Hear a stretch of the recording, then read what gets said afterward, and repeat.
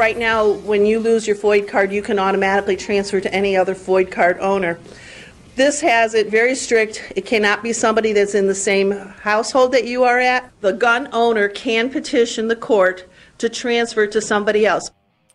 That is Illinois State Representative Catherine Willis, and she has added some language to a bill in Illinois that would effectively, I guess ultimately, would keep people from transferring arms to somebody else without court approval.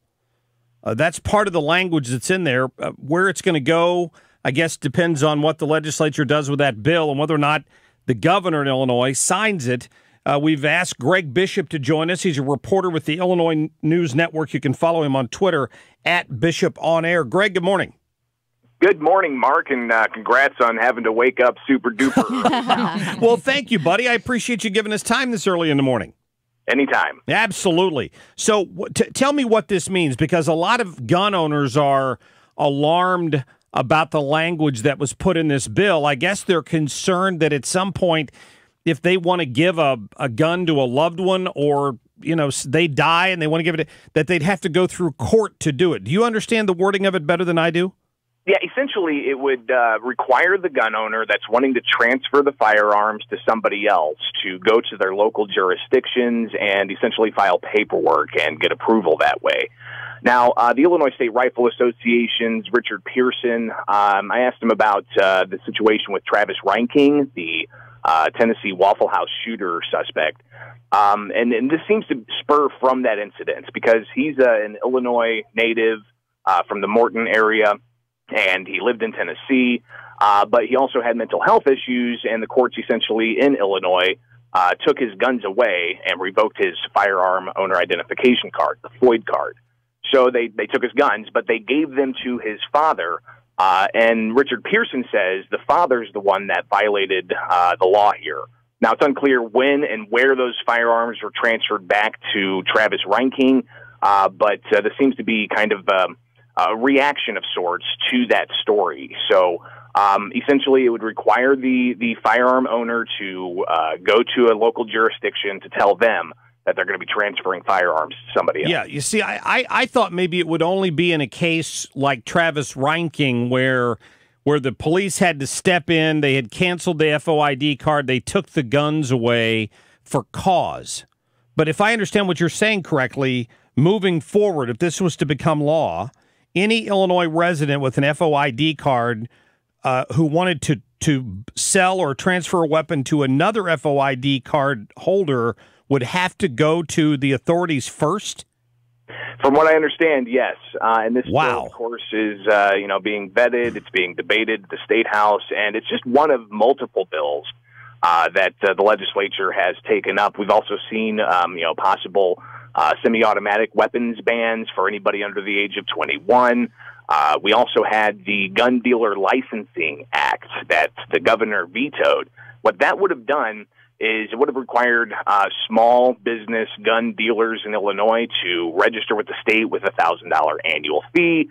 There also would have been requirements for video on all the premise. There were several issues with the bill that the governor said hurt small business and could have closed down gun shops, especially in rural areas of Illinois. So he vetoed that.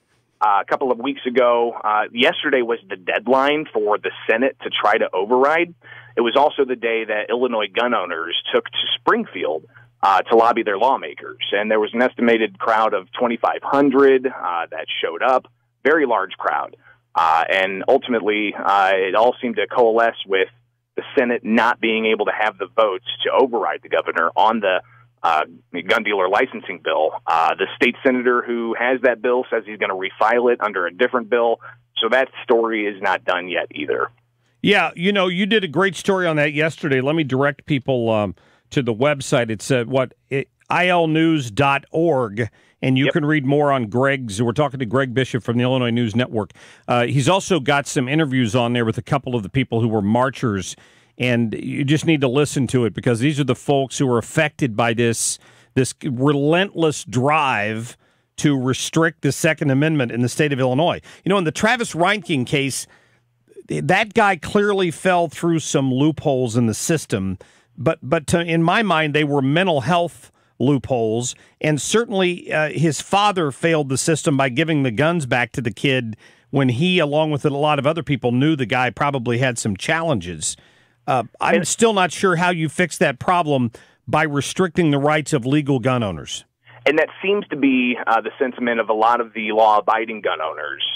They see that a lot of the times that we have these mass shootings, especially in recent history, you've got authorities that have dropped the ball, especially with the Parkland shooting and all the red flags that were raised there.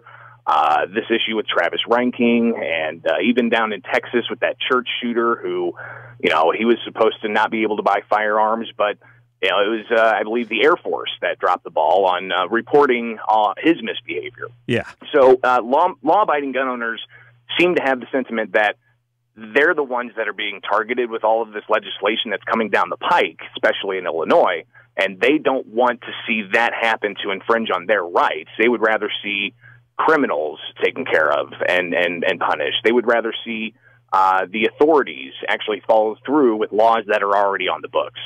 Yeah, good point. Hey, Greg Bishop, thank you for giving us some time this morning. I appreciate that. At Bishop on Air on Twitter. Go to ilnews.org to read more on his story on this. And Greg, have a great morning. You too, and congrats again. Hey, buddy, thank you. Appreciate it. We'll have you on again soon. I appreciate that. And he does a great job up there with coverage. Here's what I'll say. We are fortunate as supporters of the Second Amendment that Governor Bruce Rauner is running for re-election, because I don't have any confidence that he would have vetoed that bill if he wasn't this close to needing the votes of conservatives to try to beat J.B. Pritzker in this next election. He alienated a lot of people with his support of sanctuary city policies and public money for abortion services in Illinois. And in this particular case, his veto was upheld because they couldn't override it on this gun licensing issue. But there are other gun issues out there that he's still going to have to decide whether he's going to veto or not. So you need to keep the pressure on the governor over there. That's the lesson here for people in the state of Illinois, because there's always some do-gooder left-winger in Illinois who has a better idea about your Second Amendment rights than the Second Amendment. That's what you have to be on guard about. All right, going to get to a quick break. 314-241-9797. Coming up in the next hour, Speaker Tim Jones. He's back. He's awake. We're going to talk to him on the Mark Cox Morning Show. We'll see you in a minute.